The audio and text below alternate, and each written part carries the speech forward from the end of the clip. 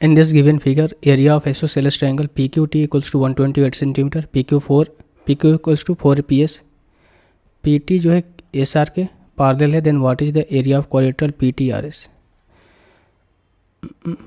थोड़ा सा इसको मैं क्या करता हूँ, इस फिगर को बड़ा कर लेता हूँ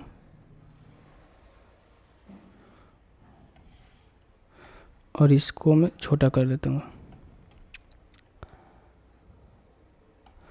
देखिए ध्यान से, बोल के रखा है क्या कि P Q area of isosceles triangle, यानी कि आइसोसेलेस ट्रायंगल में पी क्यू टी में दो भुजाएं आपस में इक्वल होंगी, यानी कि ये और ये आपस में इक्वल होंगी।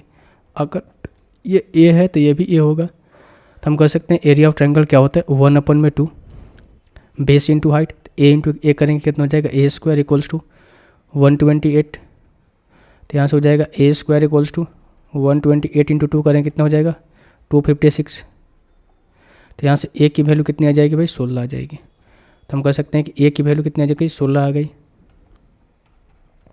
और यहाँ भी कितनी आ गई 16 आ गई।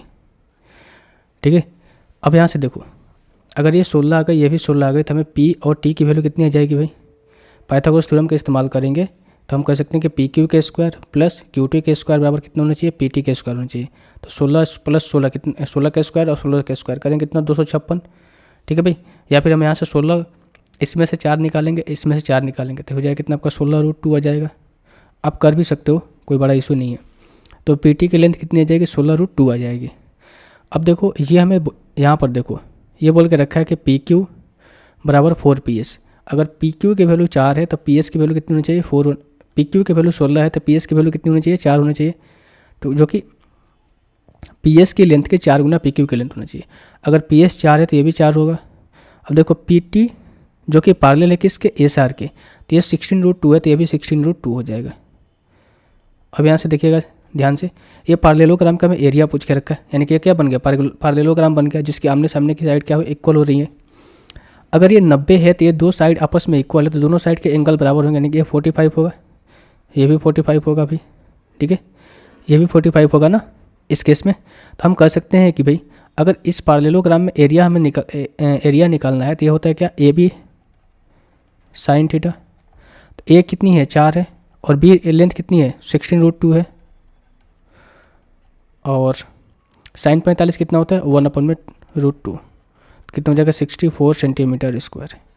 तो पैरेललोग्राम का एरिया कितना हो जाएगा 64 सेंटीमीटर स्क्वायर, ऑप्शन नंबर 2। दूसरा तरीका भी यहाँ से अपना सकते हैं, वो क्या है, जैसे कि मान लो मैं यहाँ से एक लेंथ खींचता हूँ जो कि दो इक्वल इससे पार्ट में डिवाइड कर रहे हैं। अगर मैं इस पैरेललोग्राम को दो इक्वल पार्ट में डिवाइड करूँ तो ये दो इक्वल ट्रायंगल में डिवाइड होगा। अगर किसी एक का एरिया निकाल कर 2 से मैं मल्टीप्लाई कर दूँ तो हमारा काम बन जाएगा। तो जो मैं रेड कलर से लाइन ड्रॉ कर रहा हूँ उसको आप देखो, ठीक है, उसको देखो और इसको थोड़ा सा देखो।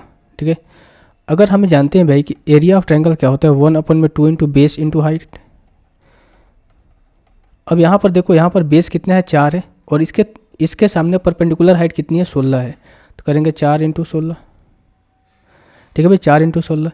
अब ये एक ट्रायंगल का एरिया निकल कर है, इसका एरिया निकल कर है। ठीक है, और हमें पूरे इस पैरेललोग्राम का एरिया निकालना है तो इसका भी एरिया निकालना पड़ेगा। तो जो इसका एरिया होगा वही इसका एरिया होगा, यानी कि इसके 2 से मल्टीप्लाई कर देंगे यहाँ से 2 से, तो ये भी यहाँ से निकल कर जाएगा 64 सेंटीमीटर स्क्वायर। ठीक है भाई, तो दोनों में से किसी तरीक़े से आप अपना सकते हो, या तो ये तरीका से फिर या ये तरीका से इस क्वेश्चन को सॉल्व करने के लिए।